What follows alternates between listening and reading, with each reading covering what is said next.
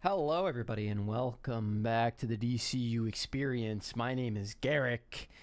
Before we get into anything, I would like to say, as always, the DCU Experience is sponsored by GamerSupps. If you would like to save 10% on your next order, head over to gamersupps.gg/key issues to do just that. You can get great drinks, great food, great cups, playmats, etc., etc., over at GamerSupps. Again, that is gamersupps.gg/key issues to save 10%. Now, you may be noticing, Garrick, it's 7 p.m. Eastern Standard Time on a Wednesday, and you're the only one here. Well, ladies and gentlemen, I am the only one here, at least for now. I don't know if anyone else is showing up. That's up to them. But we do have a lot to talk about today. Anna Nogueira basically carrying the entire DCU on her back, as am I, carrying the podcast on my back. As you can see, I'm the only person here. We got some Booster Gold information came out, a lot of stuff about Peacemaker, so there is a ton to talk about on today's episode. I would like to start with Anna Nogueira because the most breaking news that we've had about her, you'd think would be the Wonder Woman stuff, but just today we found out that she did turn in her draft for Teen Titans. Now, we know that James Gunn has seen it before. He's read the script. Obviously, that's why he greenlit it. But this may be the quote-unquote final first draft of the script. They were working on it for a while. I know that they said that they had a few things to change here or there to make it fit in with the universe better. We had talked about this at length in previous episodes where I was thinking that Batman is sort of the end-all be-all of this project, and Wonder Woman to some extent, if you want to include Donna Troy in that. But you kind of have to get the Batman Brave and the Bold right and meshed with the Teen Titans before you can really move on to anything else.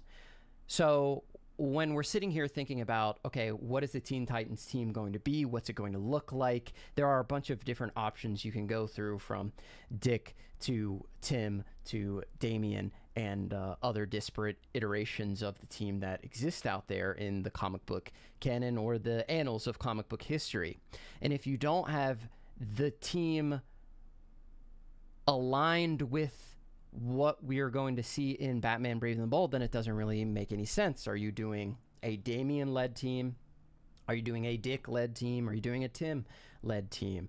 What's the backstory of the Teen Titans? What's the history of the Teen Titans? Are you going to get all of that classic stuff that we love from the new Teen Titans? And even before that, with the original Teen Titans, with Aqualad and all of that, how is the team going to align, especially with concerns of the Robin that is going to be in Batman Brave and the Bold?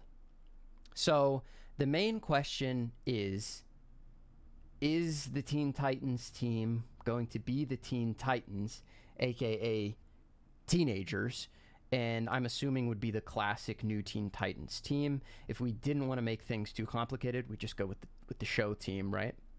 The classic team that everybody knows: Raven, Starfire, Cyborg, Beast Boy, Robin. That would be the way to go. Of course, we're talking about Dick Grayson, Robin. And with that team comes a certain expectation, a certain amount of history that you want to have prior to this team existing. Obviously, you have to have Robin's history with Batman. How does that happen? How does the fallout occur?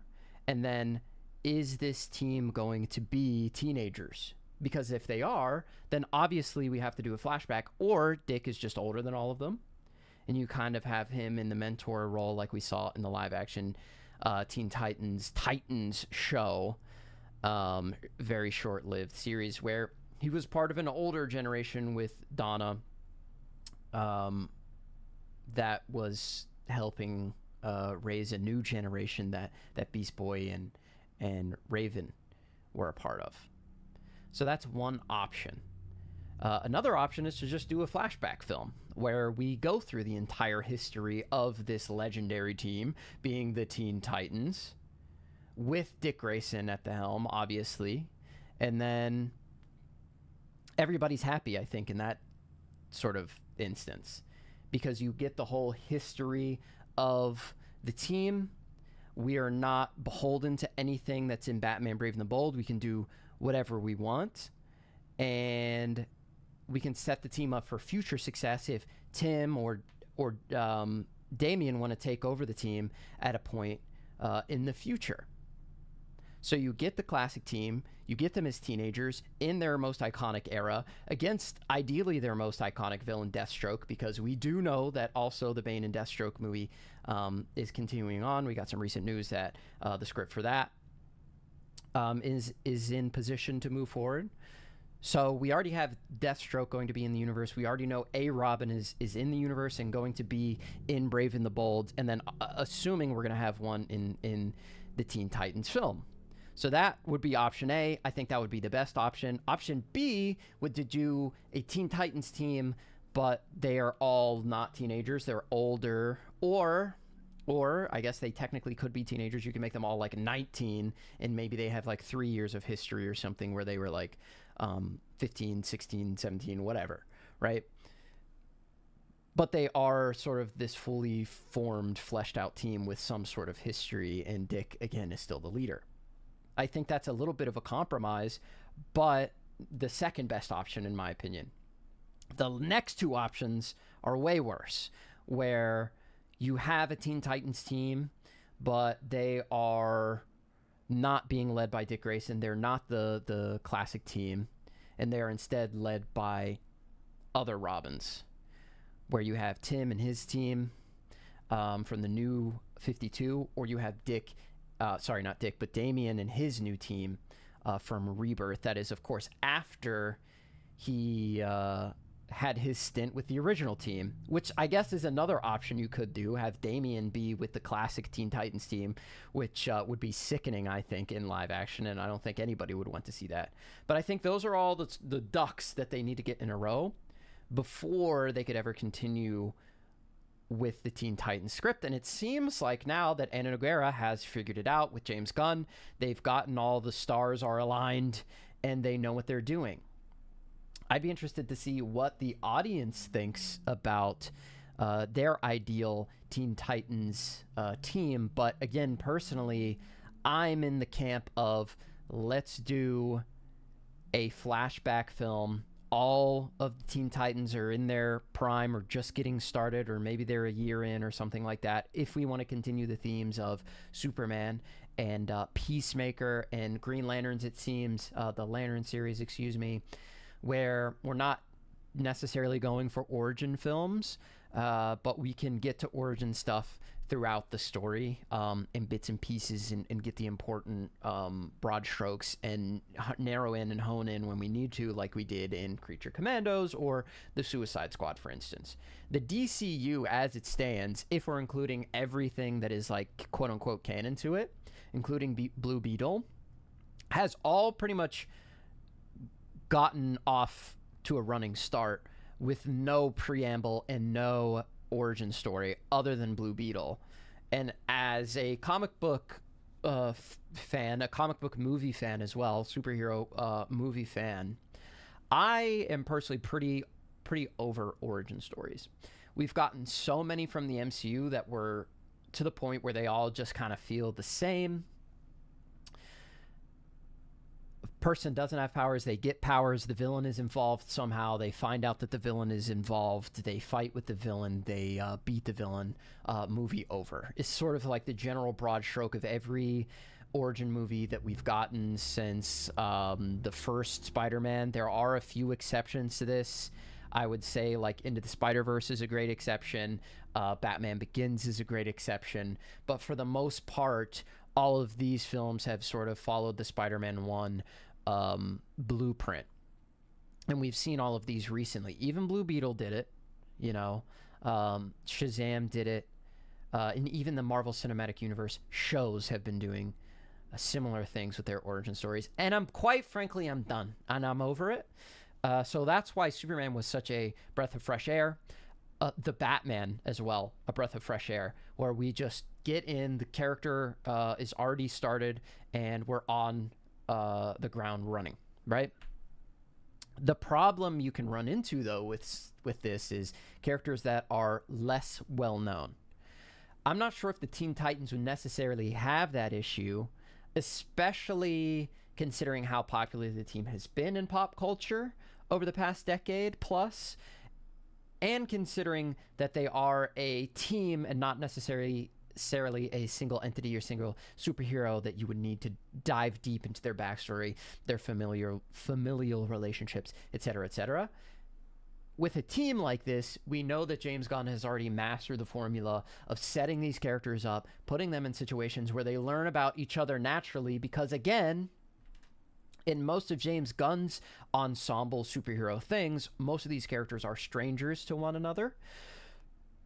So like Guardians of the Galaxy, Creature Commandos, the Suicide Squad, all of these characters learned about each other naturally because that's how they would do it in the real world. If you were interfacing with somebody that you never knew before, you would obviously have to learn about them. And that through those conversations, we, as the audience, learn about the team as well. So you think back to the amazing van or bus scene from the Suicide Squad, where we learn about Ratcatcher 2's backstory.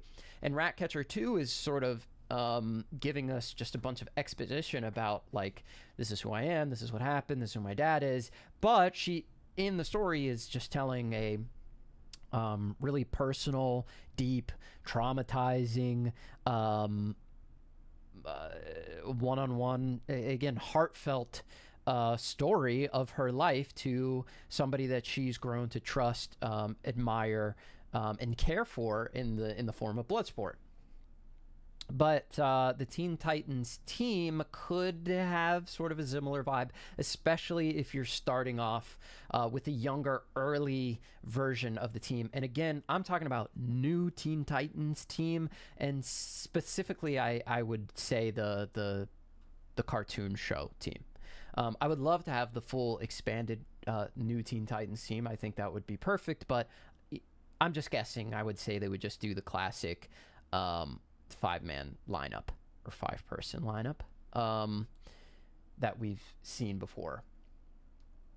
So that's how I would feel about it, and that's how I would want to see it approached.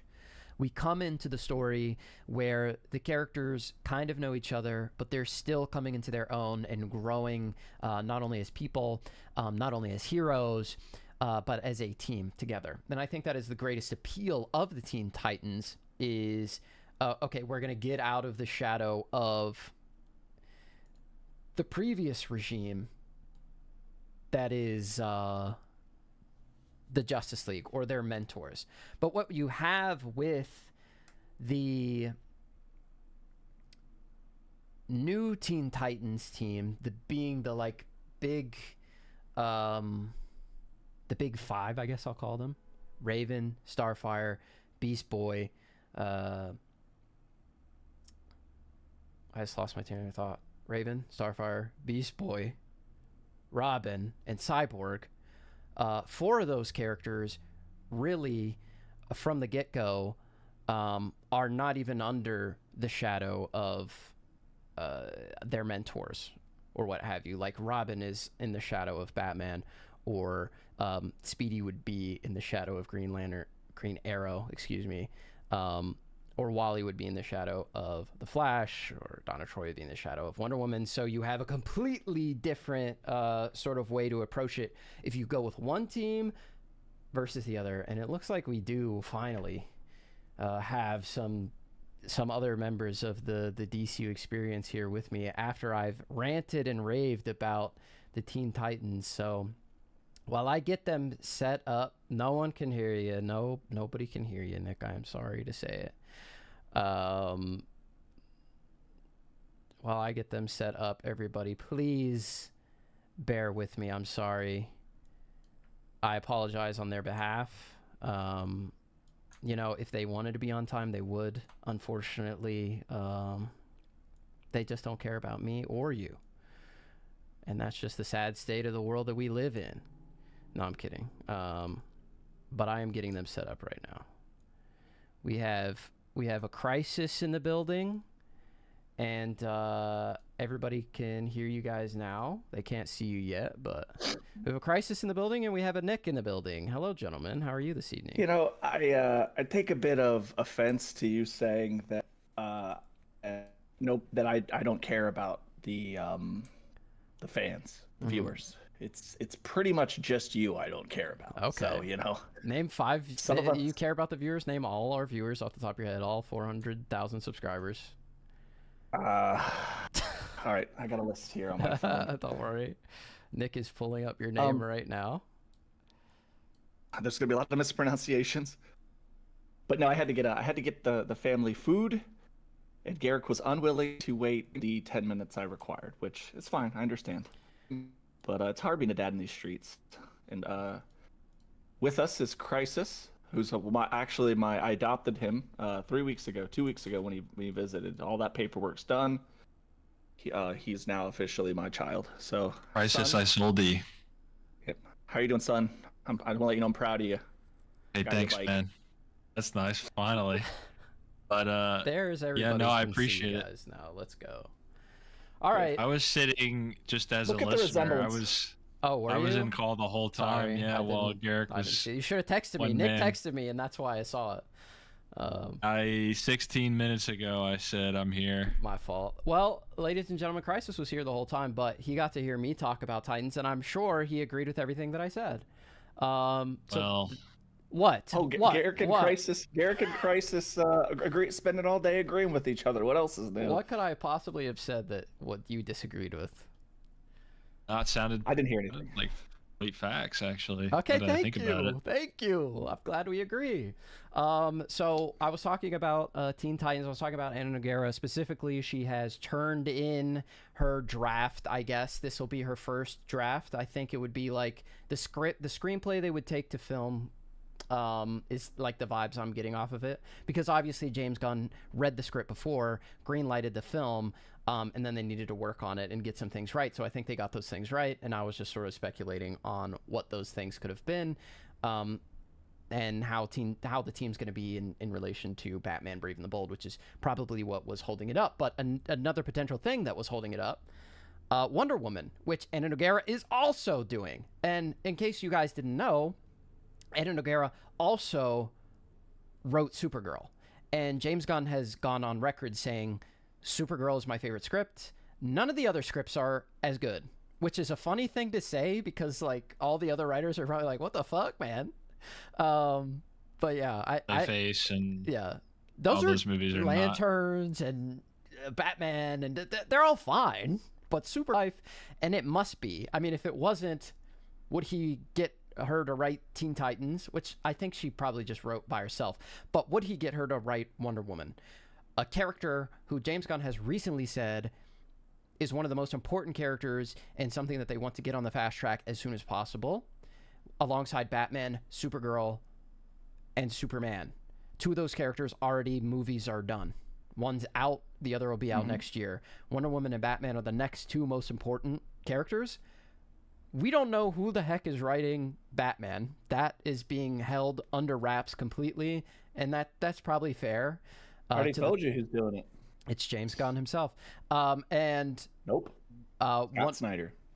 Scott Snyder. Right. You said that. It's happening. You said that like episode 2 or something. So that's a crazy callback. I looked into that. I'm not convinced because Scott Snyder does not like Damian. And he shielded that by saying, "Oh, it's really hard for me to write like a kid that's my son's age getting punched by criminals," but I mean, it hasn't stopped him from writing any other of the Robins, really. So unless he's done a heel turn or it's not Damian, but yeah, because one of my big things in talking about the timeline of events here, if Titans is contingent on Batman or not, it seems interesting because you would think it makes a lot of sense, right? That they need to figure out what's going on with Batman, and then they'll have something for Titans. But the timeline still doesn't make a lot of sense to me if that's the case, because the Titans script needed fiddling months ago or whatever, and the Batman script, I think all we had at the time was "it's going well" or something generic and wish-washy like that. And then still right now, the most recent, statement about the Batman script, I think it's the same. I think I forget the exact verbiage, but the last time James was asked about it, he was like, "Oh, he might have even said it's a long way away." If y'all remember the exact terms, correct me or not, but it's going well. It's a long ways away, but seemingly Titans is done. So, I mean, I don't know. I don't know what if it is the case that we need to know which Robin we're using. I've always been resistant to that idea, the idea that they're going to do a script, even a rough draft, then presumably in that rough draft there will be a commitment to whichever Robin it is. They're all distinct characters. They would all drive the story in their own way. And then write Batman, decide once and for all what are the timeline of events. Has Dick been Nightwing for a month, a year, 10 years? Is Damian X, Y, or Z? Is Tim out there? Is he Robin? Is it going to be like when he first showed up and he's still Robin, and then there's friction between him and Damian, and then Tim is yet to become Red Robin?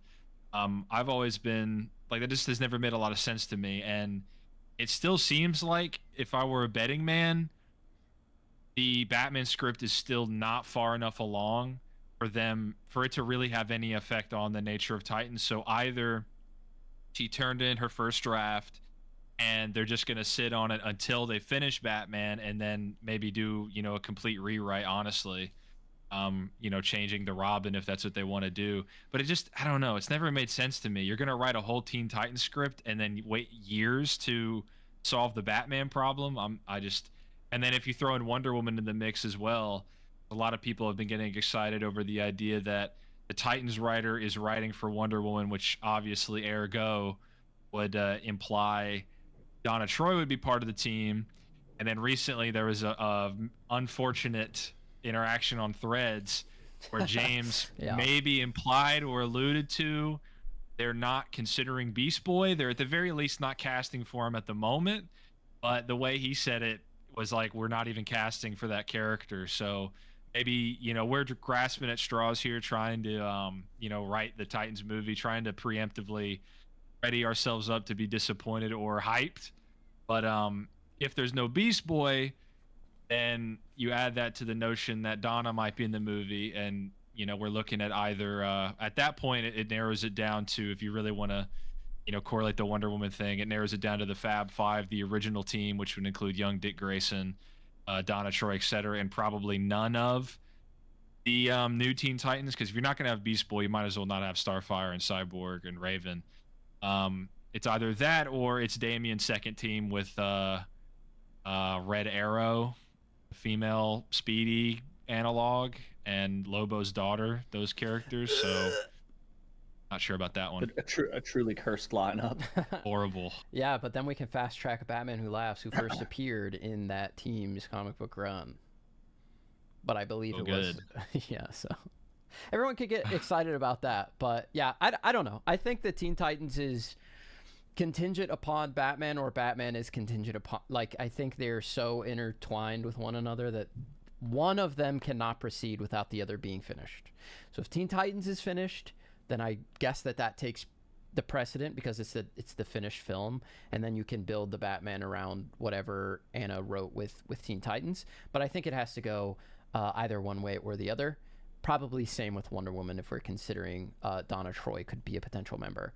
And like Guys, you said, the age of Batman movies is over. Okay, now it's the age of Superman. It's never okay, over. So we're spending a lot of time talking about Robins and Teen Titans. We should be talking more about super people and their planets. Okay, Supergirl could be on the Titans, honestly, if they want to, maximize synergy. Connor if Kent. that movie does well, could have a Connor Superboy as well. Yeah. Mm-hmm. I think we could be You know what? seeing Make a Superman. I said make Crypto the leader.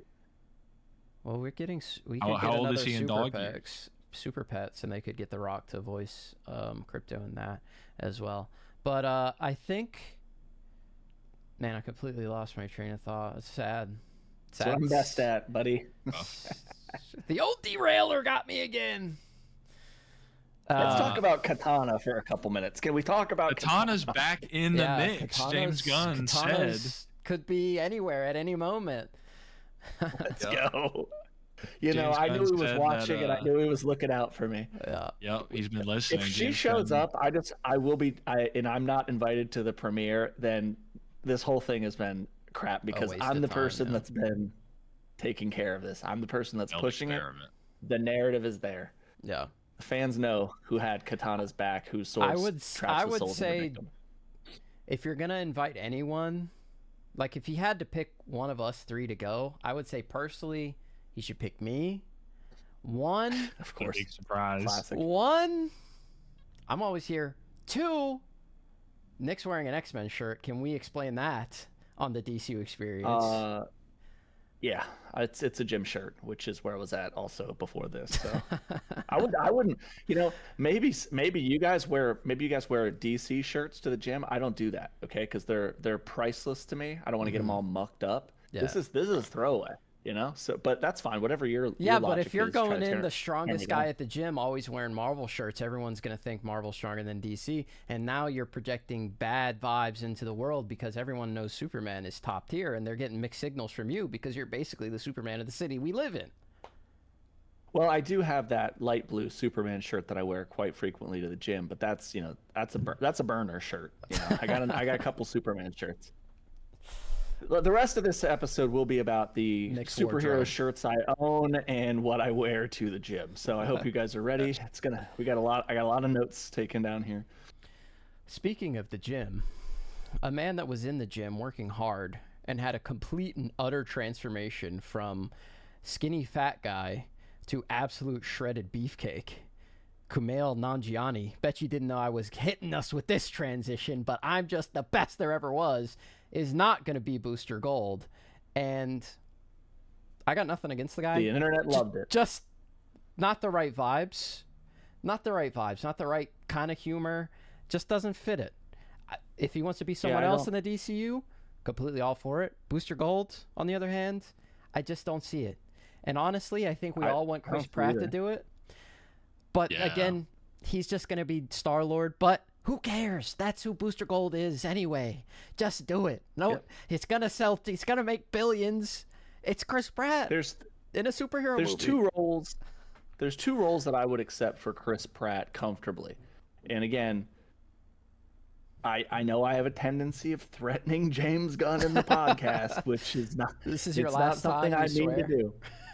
But I mean, it might be my last time today. But Jimmy, Booster Gold is the right choice for Chris Pratt. If not, we will accept him voicing a little Green Lantern, like a little creep, or like Dexstar if we want to make Dexstar have like a voice instead of just being a cat. I'm comfortable with either of those options. Dexstar doesn't typically talk; he does cat things because he's just a cat.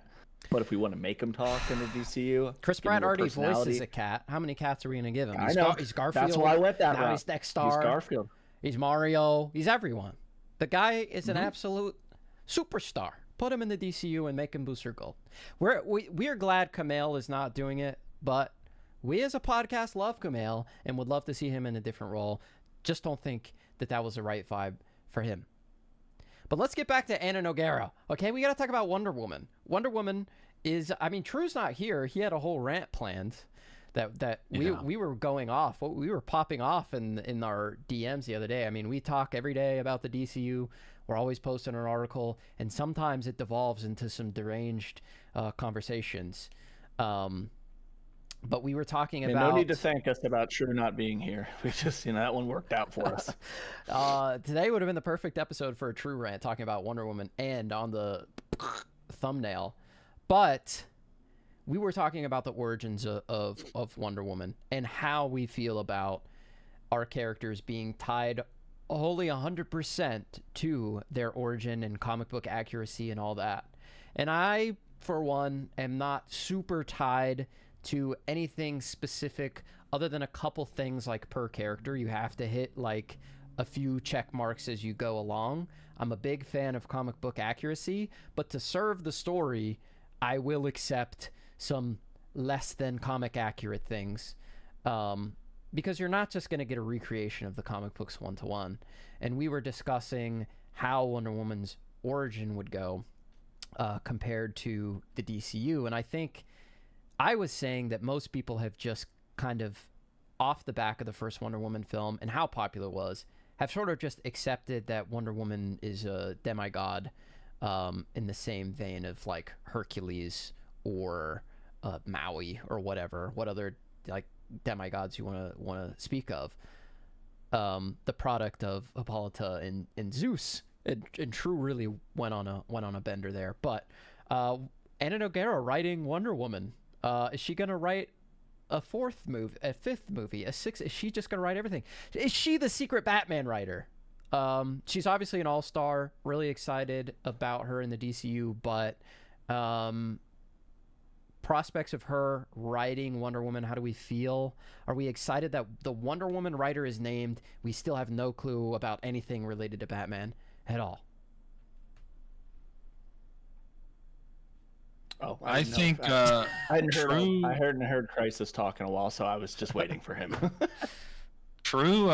His big bone to pick was the notion of being Diana's origin and it being explicitly the particular origin that he intends, which I more or less agree with. The idea that she's clay given life, and then at that point it kind of breaks down into semantics. Did Zeus give life to the clay? Was it a collection of specific gods or goddesses that helped Hippolyta craft Diana? But I think a bigger conversation that sort of inspired that one was when James, because he's on the record talking about origin stories are overplayed. And that's why, we really didn't see Superman's origin. We didn't see the rocket leave. We didn't see Krypton explode. He said as much for Batman. He said as much for Spider-Man. He didn't go down the list with every single superhero. But I think you can make an inference considering Hal Jordan's advanced age, Jon Stewart as well. I don't think, and a lot with these characters, it's like, what's their origin? Jon Stewart's origin, what exactly is it? I don't think he has like a specific, this is my first adventure storyline. But I think you can just get a general sense that by and large, we're not going to see these characters like first day on the job or their parents die. Fingers crossed, because a lot of those are just really good. I'm not so totally willing to abandon that Spider-Man 1, as Garrick put it, type setup. Definitely tone it down compared to the MCU, where it's like every movie they introduce a character in, it's never, I've been this for a while and here's my shtick. We get it by now. But yeah, I feel like with Wonder Woman, they probably are just going to try to inherit at least the goodwill of the first movie. Not many people saw the second movie. I think that was sort of a COVID victim, if I get my timelines correct here. Yeah, it was. If I remember. I watched right. it in So Nick's not a lot basement. of people. Yeah, On Christmas. not a lot of people saw that movie. Definitely no one saw it in theaters. So Yeah, they weren't open at the time. not even on the table. But I think he's just going to work off the back of how the public understands Wonder Woman from the first movie. And then also a possibility, because Tom King is super involved with the DCU, he seems to be the sort of comic guy. He steps in and says, this character would never do this.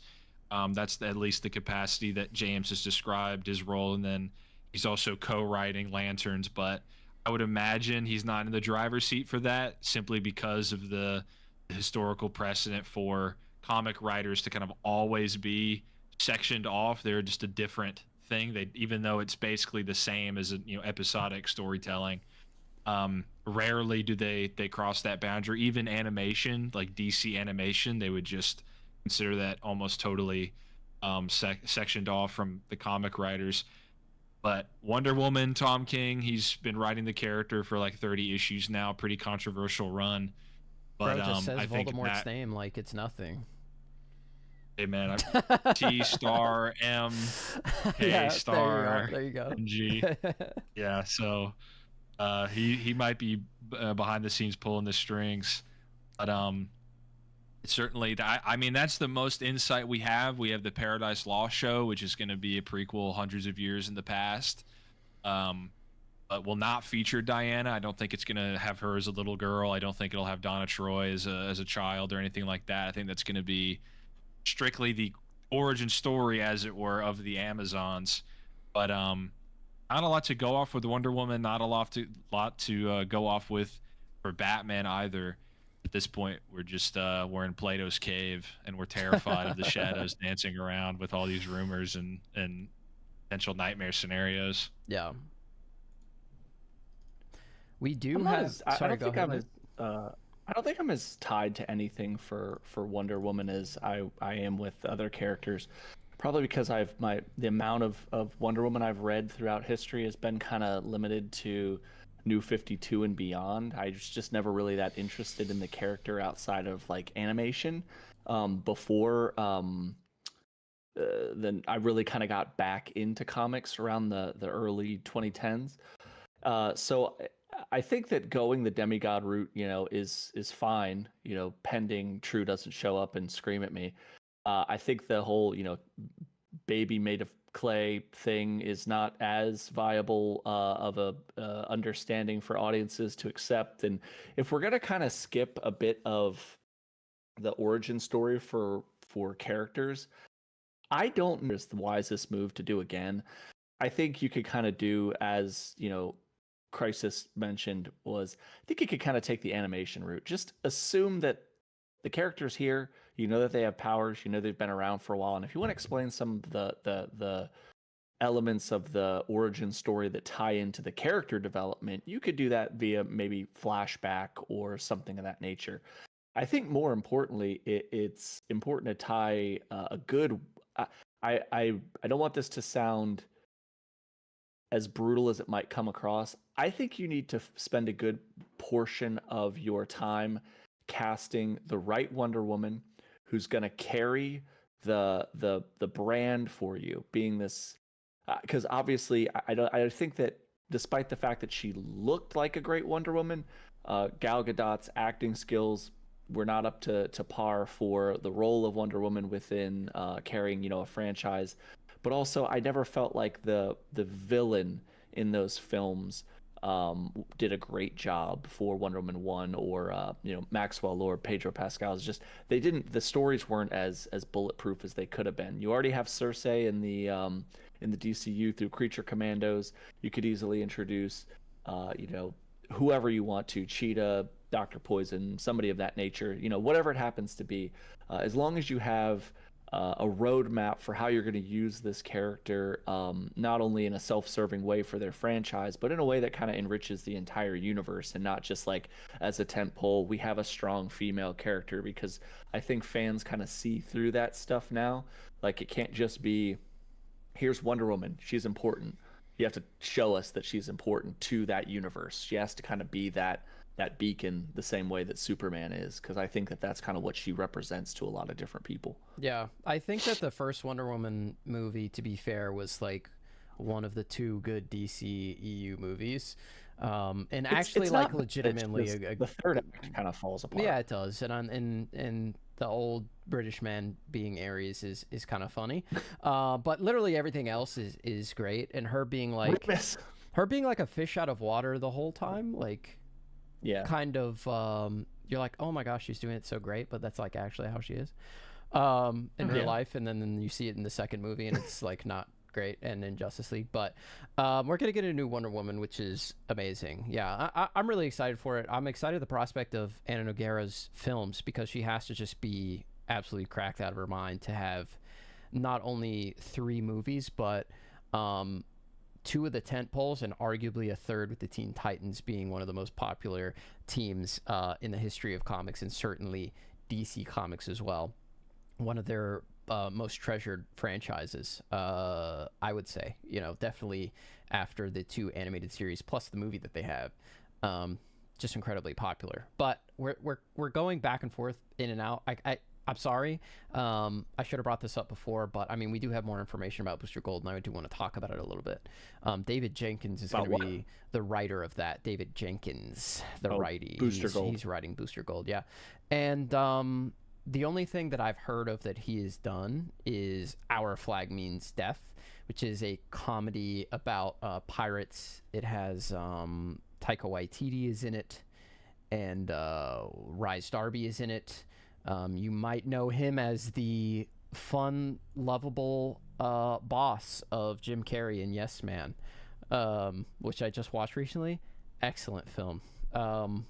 But that's neither here nor there. So he's writing it. He's really excited about it. I'm not too familiar with the show. I've seen trailers for it, and it looked really funny. I like pirates. It was something that I always intended to watch, but never got around to it. Have either of you seen it? I have not. No. Okay. Well, David Jenkins is doing it, so shout out to him. Maybe we'll watch it. I'd have to watch it now to get a sense of his sense of humor and see what we might be getting into. But he's really excited for it. Back into the life of Batman. I don't know if you guys saw this or not, but Zach Krieger is how it's spelled, but so that's how I'm gonna say it.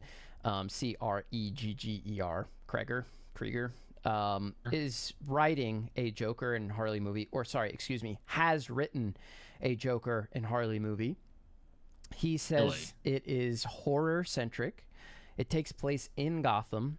It is his favorite thing that he has ever written, and he turned it into James Gunn. So we will see. What else has he written? He's written Barbarian. I have seen that movie. It's really good, but it's also... So it's going to be absolutely unhinged, is what you're saying. Yeah, he is an absolute... I know Barbarian, and that movie is unhinged. To just kind of give the audience a general sense of what Barbarian is like, if you don't want spoilers, feel free to mute me for like the next minute. But it's a horror movie about this girl who goes to a house and gets stuck there with some other dude that she doesn't know, that they rented an Airbnb at the same time. And you're like, oh no, this guy is going to be like a serial killer, crazy person, right? But it turns out there's actually an underground passage underneath the house, and just the most abominable, nasty stuff goes on down there. And yeah, it's horrifying. It's terrible. I'm a huge fan of horror movies. And at one point I was like, I don't know, bro. This seems like it's a little too much, even for me. And I watch like every horror movie that comes out. If you've seen Hills Have Eyes, I would say it gives Hills Have Eyes energy to the max.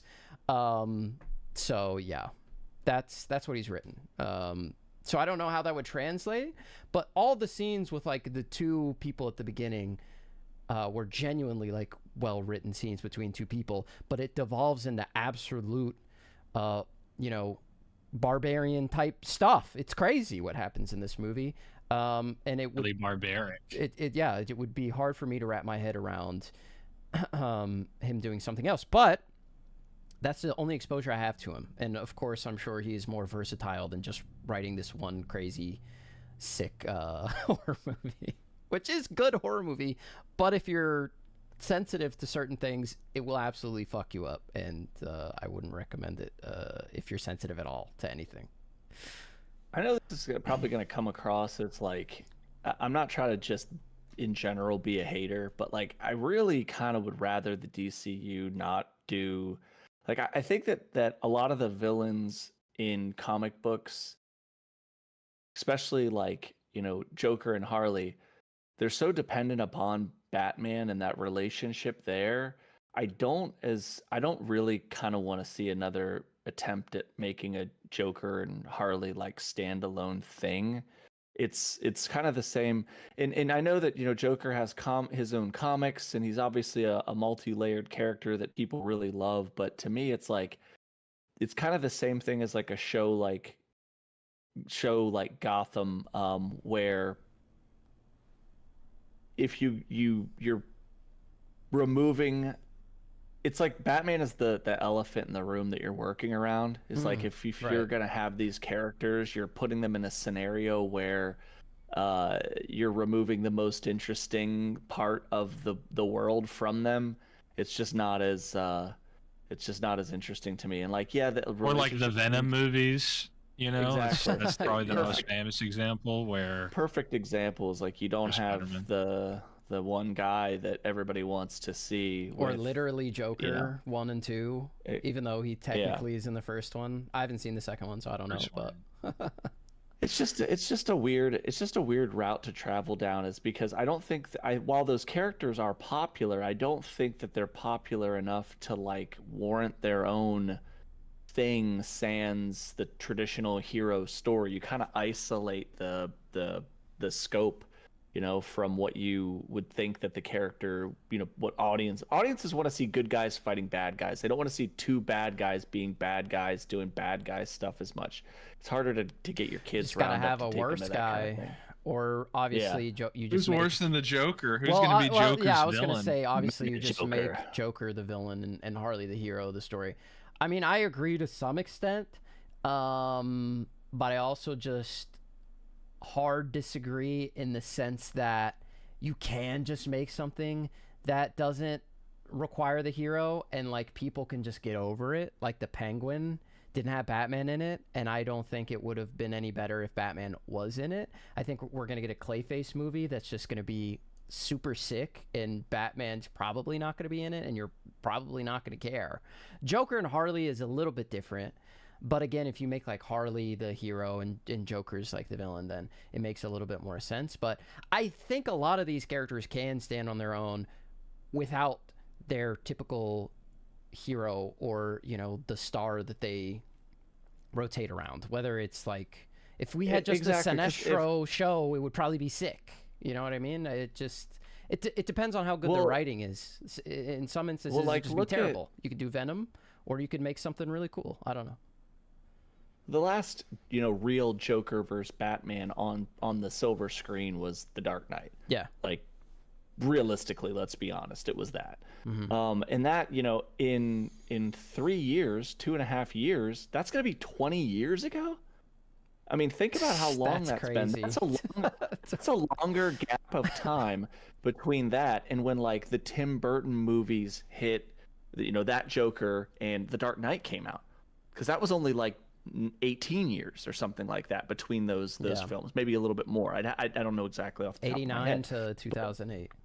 Yeah, so it's longer than that, and it's like audiences. I think there's a whole new generation of fans, a whole new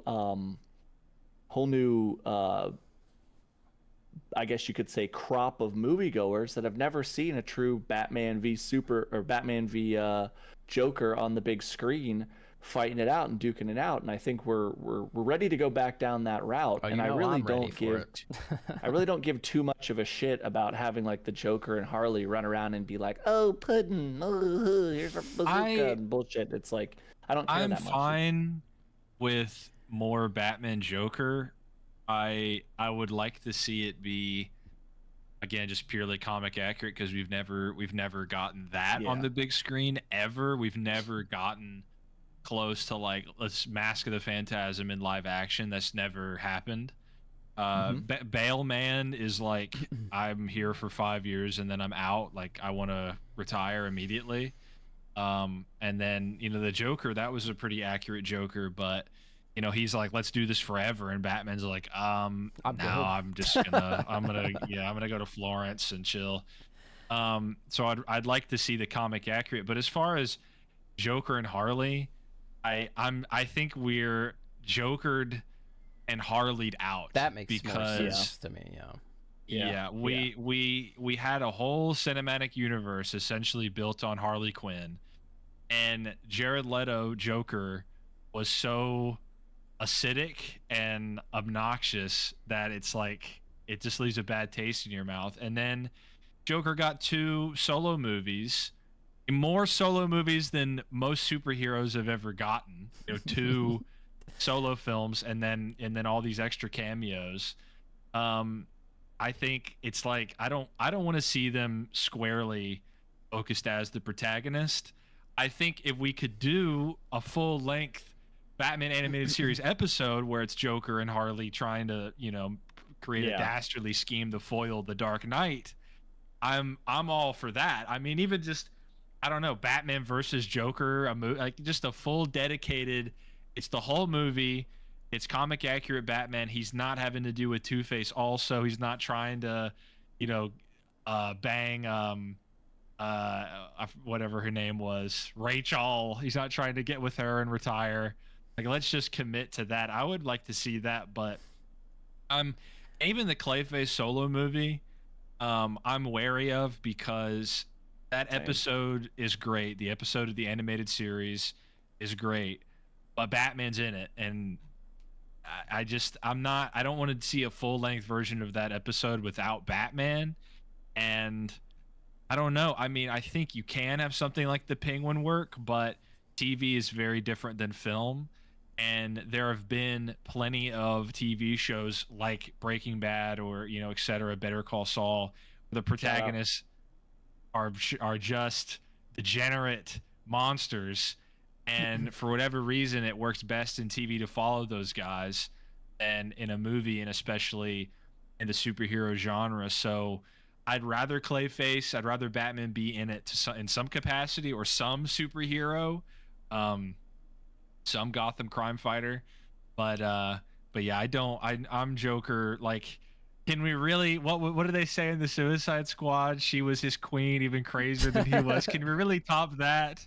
Are we really willing to face that and try to conquer it? I don't think so. Can we beat the reach arounds?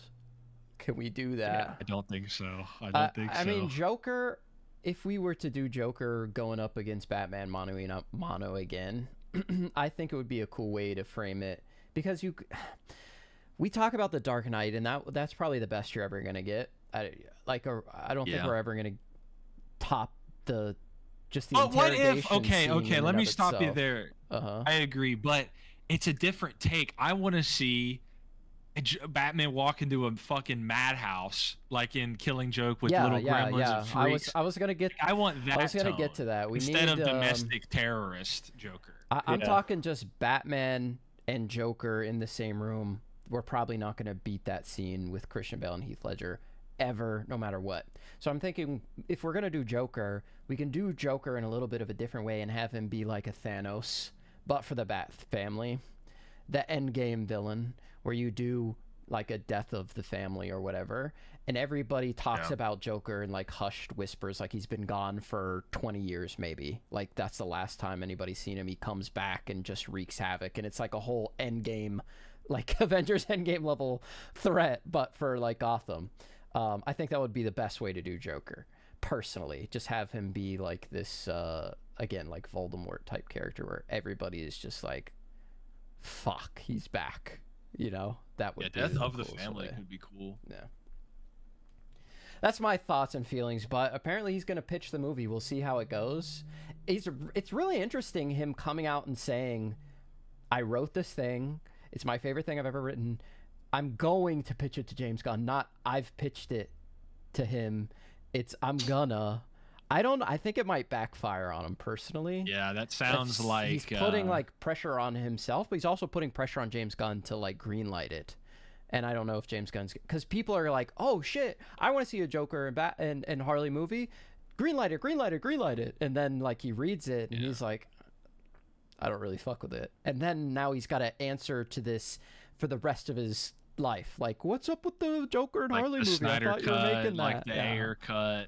Like every canceled DCEU movie just lives on forever, because anything that people don't see, they imagine it being awesome, and then when it comes out, they potentially gaslight themselves into thinking it's the greatest thing ever, because they've wasted so much time being fascinated and fixated on it. BDS fans, yeah.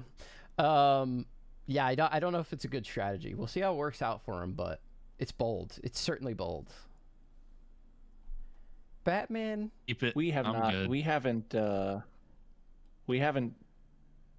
thought that the route that you were going, Crisis, was to say Swamp Thing, the film, because that hurts that was announced and we still don't know what's happening with it. But we're still going places.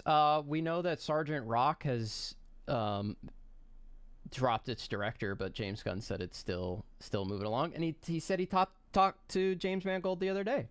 He's been busy with a lot of stuff, but he is very confident, at least he said in an interview, that Swamp Thing is going to happen. So Don't worry, There's Nick. nothing more. There's nothing more important that James Mangold can be working on than my specific desire of seeing Swamp Thing on the big screen, and I need him to understand that. That's I fair. think that's fair.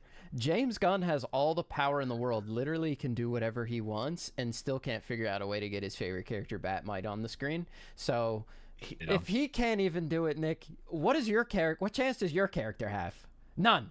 That's a good point. That's a good point. Yeah.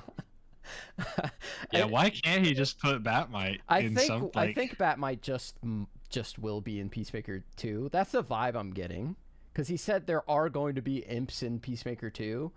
And then he name dropped Batmite in Peacemaker 1, so it would kind of be a Chekhov's gun to have him actually show up. The other thing I saw that was interesting from that interview that he recently did is he basically said that almost everything from season 1 of Peacemaker is canon, minus the very end with Aquaman and the Justice League, and then like maybe one or two other small things, but everything else that was said and happened is all pretty much canon within that universe. So that's pretty sweet. Well, you mentioned Katana earlier. James also said some things going back to the first Suicide Squad are still like an improper memory or something. I think that is like kind of Rick Flag related. Yeah, kind of impossible to get around, because the Suicide Squad is just a bit. It's not a direct sequel to the original Suicide 2016 movie, but it basically is. Amanda Waller's there, Rick Flag's there, Harley's there, Captain Boomerang is there very briefly. They share so much DNA that it's kind of hard to separate them entirely. I think you could, but it is certainly not the easiest thing to do. If you want to say that a Suicide Squad had a mission that involved Enchantress, then go for it, and you can fill in the blanks. In your head, I think the main thing is Will Smith's not coming back. Is what we're getting at. The things that he said from the Suicide Squad, Peacemaker, that aren't canon, he's gone out of his way, are Aquaman and the Justice League showing up in Peacemaker at the end, and then Bloodsport shooting Superman. So if I was to go out on a limb, I would say literally everything from the prior movies is canon, except whenever they're like, here's explicitly this character. So obviously in the original Suicide Squad, there's the dossier that Waller gives to Batfleck that has the Snyder League. Yeah. Cut that stuff. Superman never died. Like in the original Suicide Squad, there's none of that pretense. It's and then it just seems to be everything from the DCEU, everything about those superheroes is cut, but there's some nebulous. Harley and Flag and Boomerang met on a prior mission for the squad, and they probably saved the world, and she was even crazier than he was. That's what I would say. It's still canon. That is still canon. Yeah, Common was in the club, and Joker did kill him for looking at Harley Quinn's direction. Katana stole traps. Their Katana's weapon or sword traps the souls of her victims. The funniest part of that movie just being like, Joker's like, hey, you want to fuck Harley Quinn? And this guy's like, yeah, that sounds cool. And he's like, wait, is this a trap? And then he kills him for it. I don't know why Joker did that. It was not funny. That was messed up. I mean, I guess. It sounds cool. I'm not going to say no. And then he's like, wait, should I? He's like, wait a minute. Simon you second guessed, so I will kill you. Because you second guessed it, now you have to die. I didn't say Simon Says. I didn't say psych. Look at my fingers. These were behind my back. Read my forehead. I'm damaged. All right. Yeah. Yeah, it always comes back to 2016 Suicide Squad. We can't help it. The movie is... Not even James Gunn could let it go. It's still an imperfect memory. It is. It's like the room. It's like the room of comic cinema. It's just a car crash that you got to look at as you go by it, and you got to talk about it for years. So it made so much money. There were so many Halloween costumes sold that it's just part of the. It's the pages upon which the DCU are printed, or the film upon And which it won an is. Oscar. It did. It is the Oscar award winning. If you're ever doing Movie Grid and you need an Oscar winning movie for anyone that was in that, it's free real estate. Real ones know about that. But we are getting up to an hour here, ladies and gentlemen. We do have a super chat. Shout out to all the people that leave super chats. We also have 2 super chats. If you ever leave a super chat down in the chat section when we are live, we will respond to your question and or comment, or you can just leave it because you love us. But if you love us, get something out of it and go to gamersubs.gg/key issues and get yourself some Gamersubs, save 10%. From Cam Cobain, who I've not seen a ton in the chat, but thank you so much for showing up and leaving us a super chat for $2. They say, I would love a Martian Manhunter movie. And I agree. It'd be cool. I agree. Especially if it takes place like, that's one of those characters that I'd really like to see the origin story for on the big screen, because realistically, we've never got, outside of the 8 seconds of Snyder cut footage, we've never got a Martian Manhunter on the big screen, and he's definitely as within comic book fans, a lot, most of us know him, but casual audiences that are coming into the theater, I think that is just a tremendous opportunity to do some crazy stuff in outer space, and then bring it to Earth, and kind of you could almost do the Wonder Woman approach where you show the flashbacks of how he left, what happened to Mars, and then move forward to now he's here on Earth helping the Justice League. It's just pretty cool what you could do there with, and then you have the opportunity to light an alien on fire on the big screen, and hell yeah. Something that we want to see, brother. But when we John Ostrander's Manhunter is very cool. It's a very cool book and introspective, and an Absolute Manhunter as well. I think both of those capture the spirit of writing from someone who's totally alien, as opposed to Superman, who is ostensibly human in his rearing. But yeah, no, those would be cool to see in live action. When Crisis and I were watching Man of Steel, all those scenes that are supposed to be like Martian Manhunter like the whole time make zero sense, bro. If you watch a movie in Russia, you're like, I don't know, it's not quite adding up. It's not quite adding up. Can't you read minds, big dog? Why are you so confused about everything that's going on around you? Anyway, that was really funny. It's just a funny fan theory that I don't think was ever real, and he was like, I actually was the whole time. I'll do it. And then he was Martha for like a significant portion of BS or something. Isn't that true? Or am I misremembering? He was Martha in the Snyder Cut. The whole time? Martha, well, for a scene, I'm not sure. Martha talks to Lois at one point and then leaves the room, and then she glup shittos into Manhunter for, oh, it's Manhunter, for that. What if Martian Manhunter raised him? Could be. Just Martha the whole time. Yeah, I'm just asking the questions. It was Martian Manhunter all along. Type. That's part of the screenplay with Martha surviving. Martha survived the Wayne murders, became a Kent, and then the Amazons are descendant of Kryptonians, and Batman impregnates Lois, and their son becomes the next Those all share the same DNA, which is really all those retcon ideas. Really interesting. So Martian Manhunter gave birth to Bruce Wayne and then raised Clark Kent in the DCEU. That's canon. I'd love to see the extended cut where Kevin Costner's Pa Kent and Martian Manhunter making out, and he's like, "Damn it, I actually love him." Glad I transformed into Martha. I can never tell him though. Zack Snyder's the blueprint, baby. Yeah, Martha, I guess that makes the tornado scene even worse, because Martha could have saved him as well, probably. But Martha Manhunter. Martha Manhunter was just always kind of a pussy in that verse, and then the relationship bad. He was tornado's coming. Sorry.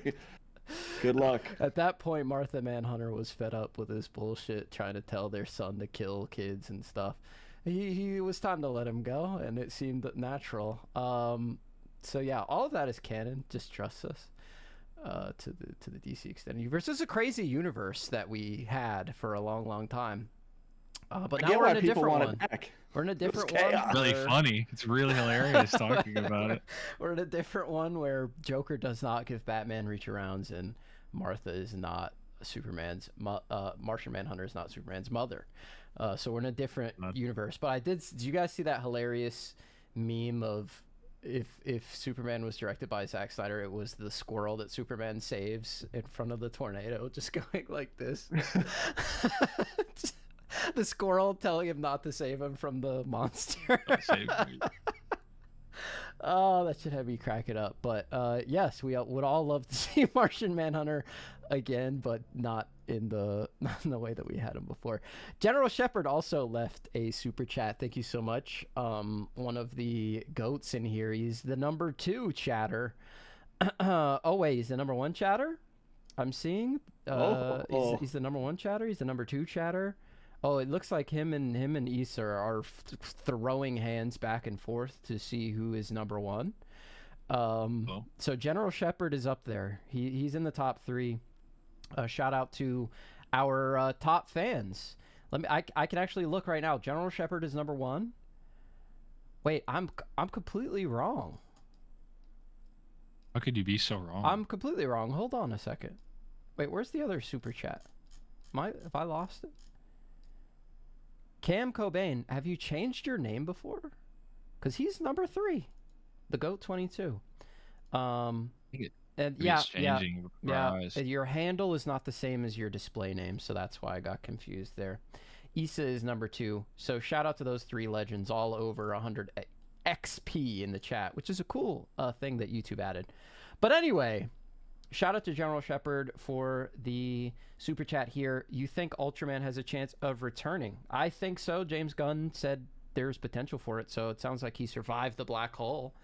And we maybe are going to get into some Earth 3 shenanigans. Maybe, Crisis brought it up. He can explain it further, but maybe that black hole takes him to a different universe. That's actually, so I hadn't heard that, but if that's the case, then I'm actually pretty stoked for that idea. I do really like the idea of the Justice League facing off against the Justice League kind of a thing, especially on the big screen. Forever Evil, I don't know why, but Forever Evil for me was always I really liked that crossover event. Man. It was like when it came out, it was just we were all riding high, and we needed something good to read out of that initiative. I think there could be I think that could also be something that they work towards, maybe not immediately, but I think the general majority of people who saw Superman saw Nicholas Holt's Lex Luthor and said, yeah, that we fuck with that right there. But the ultimate redemption arc of Lex becoming the hero of the villainous group that ultimately ends up joining the Justice League for a period of time in Jeff Johns' Justice League run. I don't know if that translates well to the big screen, but I think it would certainly be a very interesting dynamic that we haven't seen on the silver screen, and it's something that you could work towards across many films. And having Ultraman come back with a bunch of other goobers would be really cool. Yeah, I totally agree, and I think it's something that you could do that would be like an epic... Because we're always talking about, like, what's the big thing that we're working towards, and James has already said Gods and Monsters is working towards that Infinity War Endgame type event, and that's something. It's also, it's obviously like multiverse related, but also not something that Marvel has done yet. They've sort of hinted at it or done they haven't fully committed to like Avengers versus Evil Avengers. We saw like Captain America fight Captain America, but it was for future and past version or whatever. We've seen things similar to that, like the Illuminati fought Wanda, and but they weren't like evil versions of themselves. Exactly. So I think it would be I get what you're saying. Something really fun. It would be cool, let's bring back James Woods as Owlman. Thoughts? He could be the Batman and Owlman, because he'd be around the same age as Hal Jordan anyway, so it all lines up. Christian Bale is Owlman? Yeah. I mean, now you're cooking a little bit. That could be sweet. Yeah. Cool if we got that. We were talking in DMs. I think that like any of the old Batmen could be a cool Owlman. Probably can't bring Keaton back again. He shot a whole movie that doesn't exist apparently in Batgirl, and then was also in Flash. So give Clooney another chance, maybe. Who knows? Clooney. The Cloonster. Grant Gustin as Johnny Quick comes in. Bro, like a little older, a little wiser. I think people would actually like that. Like, they've been talking about Grant Gustin forever. That would be sick. And Gal Gadot could come back and play an amazing. No, come on, man. I'm joking. See, this is the can of worms. We're just bringing people back. I don't want anyone brought back. Yeah. I don't want anyone brought back. No. Metamorpho. Give me the stone. Yeah, it's already bad enough that we're keeping Momoa, honestly, because of the can of worms. That was so funny what James said about that in an interview recently. I forget who it was with, but shout out to that goat.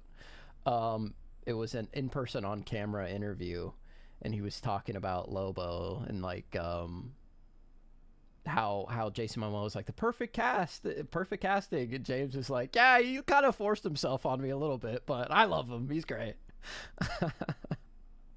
You cut out there, so I didn't hear any of your joke. Oh man, I'm sure it was great though. I'll repeat it.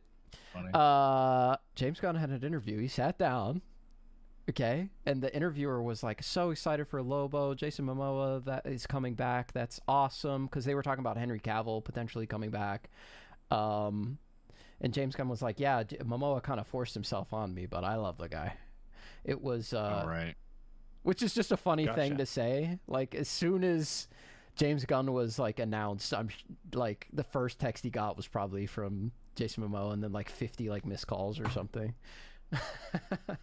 James also said The Rock ruined everything. I forgot about that. Like, he didn't say Dwayne The Rock Johnson fucking destroyed everything and almost tried to have January 6th DC Studios and have a coup, but he did say that. Like, it was really funny to hear. Yeah. It was they already knew he was going to reboot Superman while Wayne was working in the background to put Cavill in Black Adam to try to drum up hype. The question from the there Snyderverse lies in, because he said David Zaslav was already all on board on the reboot. The question has to be, because Dwayne The Rock Johnson made Black Adam, and like he picked out his own director, his own writer, and everything, right? Like that was all his own production company. It was all The Rock produced. So I gotta imagine that he just went rogue, DM'd Henry on Instagram, said come in and be in this movie, didn't tell anyone, and then revealed it on social media and forced them basically at gunpoint to do it. I think that's what happened exactly. Does that? Yeah, I think so too. Right. Yeah, I Probably think, right. I think that everyone was blindsided, and then when they saw that, they were like, what? Now we have to put Henry in this movie, and then we have to bring him in a meeting tomorrow and tell him, hey, you're never going to be Superman again. I'm sorry. The Rock fucked you, and he fucked all of us. And he won't be Ultraman either. The new Superman will be Ultraman also, so you can't do that. Yeah, we were going to have you do it, but now we can't because of The Rock. Now we can't. Yep. Yep. Yeah. Funny guy, Dwayne The Rock Johnson, but very egotistical, it seems. Anyway, thank you so much, General Shepard and Cam Cobain, for the super chats. If you would like to leave us a super chat in next week's episode, we will reply and respond to it, whether it's a comment, question, or you just want to say, hey, you guys look good today. Hey, you guys are pretty funny. Hey, I hope you guys have a great day. We do appreciate any super chats that come our way, and any comments in the chat room.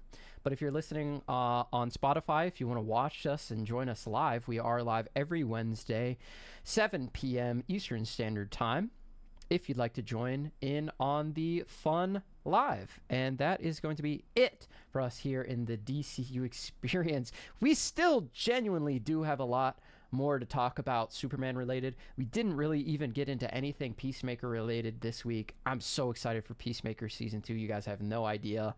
It's really going to blow this whole thing wide open, and Crisis and I will finally get the answers we are looking for in terms of canon, because we are canon heads and always will be.